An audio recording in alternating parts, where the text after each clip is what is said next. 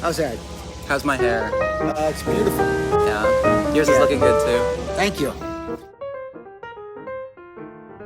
It's about a group of writers in a writer's room of a 1938 hit comedy radio show. 5 writers in a room trying to write their way out of their problems.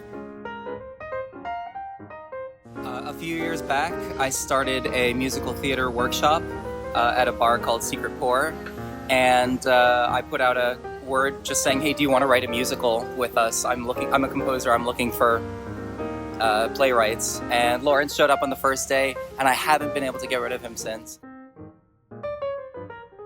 We gathered a group of other musical theater composers and writers and actors and performers there in Secret Pour, and we put together a showcase of short musical theater pieces. That was back in 2023.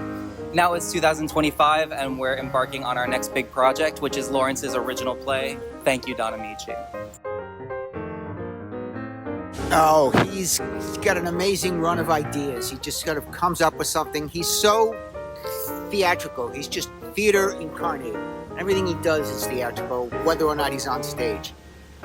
He's a good writer, a great composer, a good performer.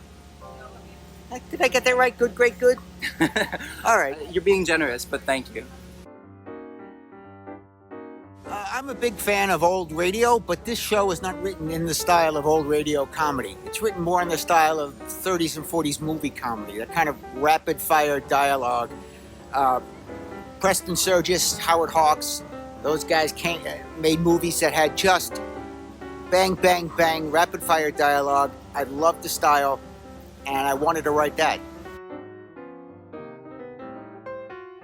I think I learned to speak English by watching Neil Simon movies on television. I love the guy. I've read everything he's ever written. He just was an amazing writer. The Shakespeare of the 20th century. In fact, he was a better playwright. Number one, definitely the Marx Brothers.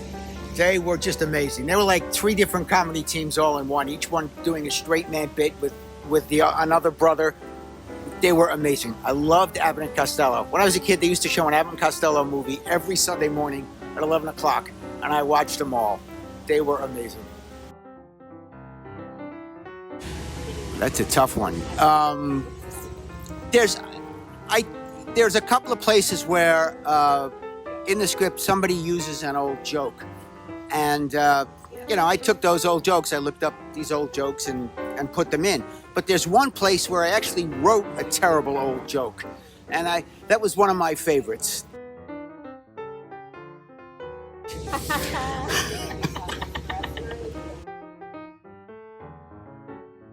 had to look up a whole bunch of stuff to see if it was actually around in the 30s. I had to look up if they were serving popcorn, if they were selling popcorn at the movies. They had just started that because of the Depression. I had to look up the history of donuts. And the first automatic donut machine was put on Broadway in 1935. They're doing a military sketch, and I wanted them to do the call and response thing. But it turns out that that's from World War II, and I couldn't use it. It's called a Jody call. We did the history of typewriters. I had to look up pencils to see what kind they were using. Well, at least I never knew that. Now you know. Oh, Don Ameche was an actor. His career lasted from late 20s to the early 90s. He won an Oscar for Cocoon. He was a star, and he did a whole lot of radio back in the 30s. Thank You, Don Ameche is a very funny new play by Lawrence A. Herman about a radio comedy writer's room in 1938 between World War I and World War II. And there's war looming, and there's personal problems, but guess what? They're gonna make you laugh.